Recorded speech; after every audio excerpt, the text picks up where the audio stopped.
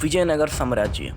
जी हाँ दोस्तों, जब संपूर्ण भारतवर्ष विदेशी आक्रमणों से ग्रस्त था, भारत के अनेक शक्तिशाली राजवाड़ों ने विदेशी शक्तियों के समक्ष आत्मसमर्पण कर उनकी संप्रभुता स्वीकार कर ली थी। उसी समय दक्षिण भारत के एक ऐसे शक्तिशाली हिंदू राज्य की स्थापना हुई जिसे विजयनगर के नाम से जाना गया। आपने बाहुबली मूवी जरूर देखी होगी। माहिष्मती से कहीं अधिक विजयनगर की भव्यता, सुंदरता और आर्किटेक्चर का एक ऐसा नमूना, ऐसी सैनिक शासन प्रणाली जिसे देख इतिहासकार भी दंग रह जाते हैं।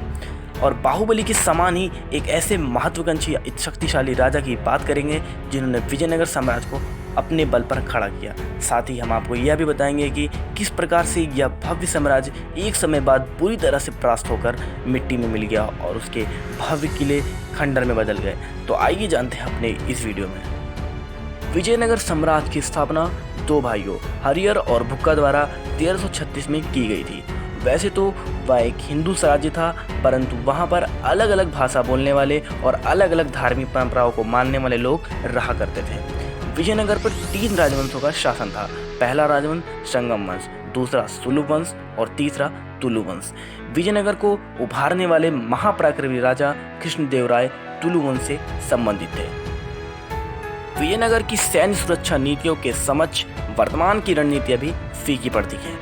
सुरक्षा के उद्देश्यों को ध्यान में रखते हुए साम्राज्य ने न केवल शहरों को बल्कि पूरे कृषि क्षेत्रों और आसपास के जंगलों की भी किलेबंदी कर रखी थी, ताकि कोई बाहरी आक्रमण हो तो राज्य को कम से कम नुकसान झेलना पड़े और शत्रु पर पूर्ण प्रहार किया जा सके।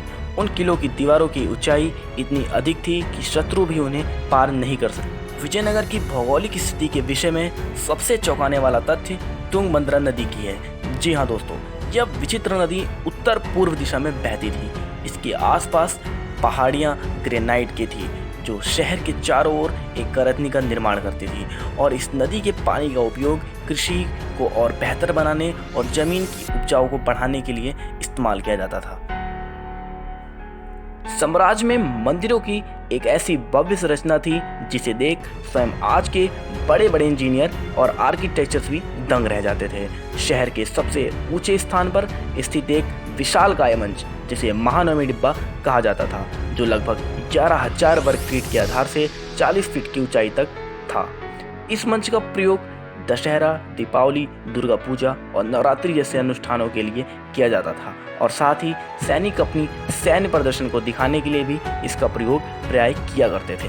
विरूपाक्ष मंदिर तथा विट्ठल मंदिर, इन मंदिरों को विजयनगर साम्राज्य की स्थापना के बाद इन्हें कहीं अधिक भव्य और विशालकाय बनाया गया। मंदिर को इतना भव्य और सुंदर बनाया गया कि बाहुबली की माहिष्मती भी इनके समझ कुछ भी प्रतीत नहीं होती।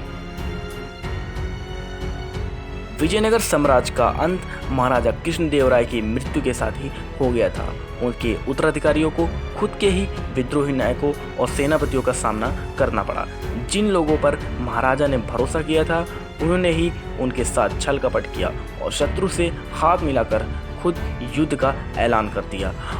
उस समय विजयनगर काफ़ी कमज़ोर था, अपनी शक्तियाँ खो चुका था और युद्ध में विजयनगर के सेना प्रधानमंत्री के नेतृत्व में राजसी तागड़ी और उनकी सेना की कुछ टुकड़ियों ने बीजापुर, अहमदनगर, गोलकुंडा की संयुक्त सेनाओं द्वारा करारी शिकस्त मिली। विजयी सेनाओं ने विजयनगर को लूटा, कई बार लूटा। उन तमाम अद्भुत संरचनाओं को तहस नहस कर दिया और विजयनगर में आग लगा दिया।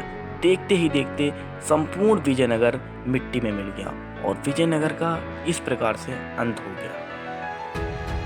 तो ये थी हमारी एक छोटी सी डॉक्यूमेंट्री। अगर आपको हमारा ये वीडियो पसंद आया है तो वीडियो को लाइक कीजिए और चैनल को भी सब्सक्राइब कीजिए। मिलते हैं अगले वीडियो में। धन्यवाद।